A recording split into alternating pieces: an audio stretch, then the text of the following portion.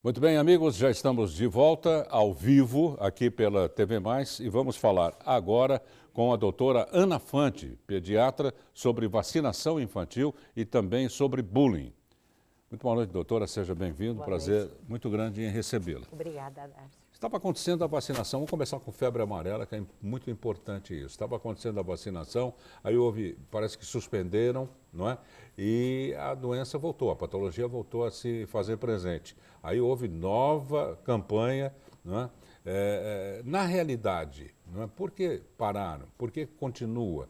E como se dissemina isso? Como a gente pode ajudar? Na verdade, é assim, Darcio, nós não tivemos uma parada na produção. A produção ela estava num número suficiente para aqueles viajantes ou mesmo para os casos que possivelmente poderiam ocorrer.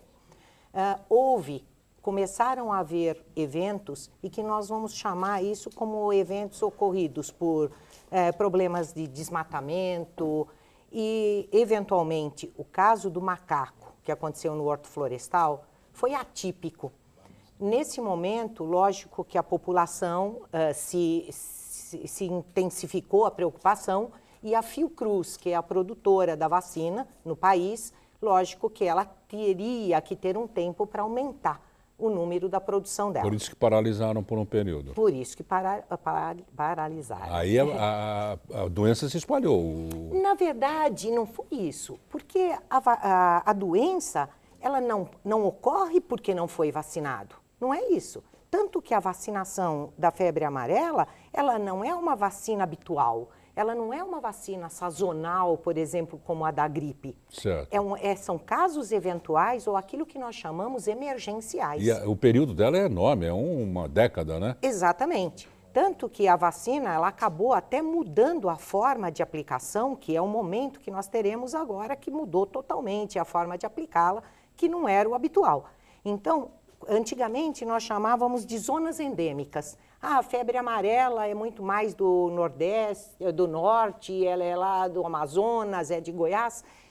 Só que hoje nós não podemos chamar mais isso de zona endêmica, mas sim de uma zona emergencial, como foi São Paulo. Doutora, e qual é a faixa etária que deve se preocupar mais?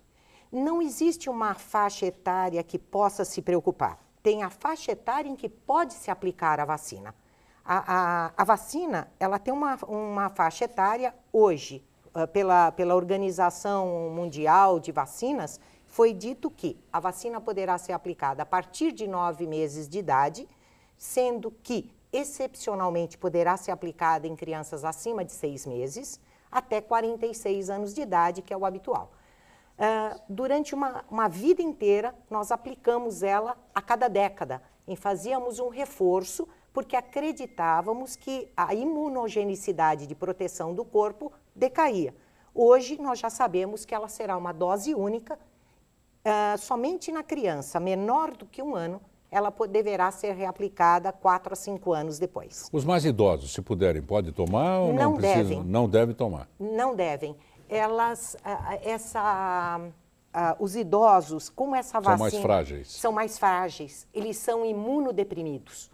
Então, nós teremos que ter alguns cuidados. Por exemplo, não está indicada uma vacina de febre amarela, por exemplo, em gestantes. Não está indicada em lactantes, em mulheres que estão amamentando.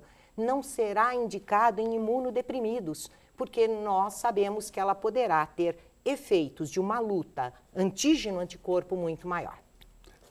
E sobre o HPV, as preocupações são iguais? Não. O HPV, é lógico que ele tomou um vulto muito grande na população, vocês devem ter ciência de que ela foi primeiro indicada em meninas, né? Inicialmente se preocupando com a idade de 9 anos. Lógico que nós teríamos que pensar por que 9 anos, já que nós teremos que aplicar antes do início da vida da atividade sexual. Porque temos uma população em que pode ocorrer, né, na verdade, alguns fatos antes de uma idade, de uma adolescência ou uma vida adulta.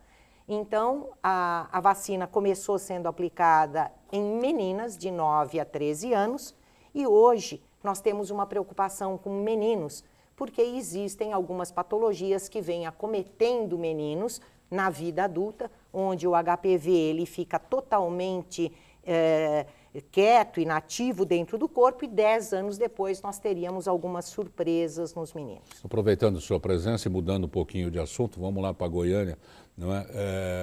Reanalisar esse caso que surtou a sociedade toda, não é?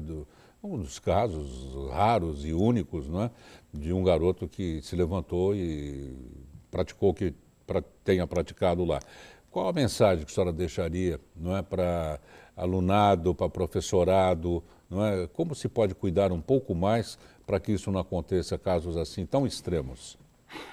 Dárcio, eu tenho bem mais de 30 anos de vida profissional dentro da pediatria, e eu poderia te dizer o seguinte: bullying sempre existiu, sempre. Ele não existiu hoje de uma forma diferente. Eu acho que até mais, né? Sim, talvez algumas formas veladas, só que hoje eu diria para cada pai, para cada mãe, o importante não é só o filho que sofre bullying, é se preocupar se o seu filho também faz bullying em alguém. Hoje, a criança ela é vista de uma maneira, até pela sociedade, que obriga que os pais trabalhem mais. As mulheres vieram buscar muito mais a luta em forma de igualdade com os pais, não é verdade? E nós criamos, eu vou usar uma expressão feia, mas eu diria verdadeiras celas dentro de casa, onde os pais constroem quartos maravilhosos para suprir a sua falta com celular, computador, TVs, com toda essa imagem e todos esses filmes que são passados, ou todas essas informações. Onde o filho, quando ele tem contato com o seu pai, ele é cobrado simplesmente de metas. Eles exigem uma palavra respeito. Eles esquecem que uma coisa se chama conflito e outra é confronto. Conflito todos nós teremos e precisamos saber resolvê-los com sapiência. Muito bem. E confronto. Não. Muitíssimo obrigado pela presença, doutora Ana Fanti, pediatra, que esclareceu muitas dúvidas aqui, principalmente para as famílias que nos assistem no dia de hoje. Muitíssimo obrigado mais uma vez. Obrigada.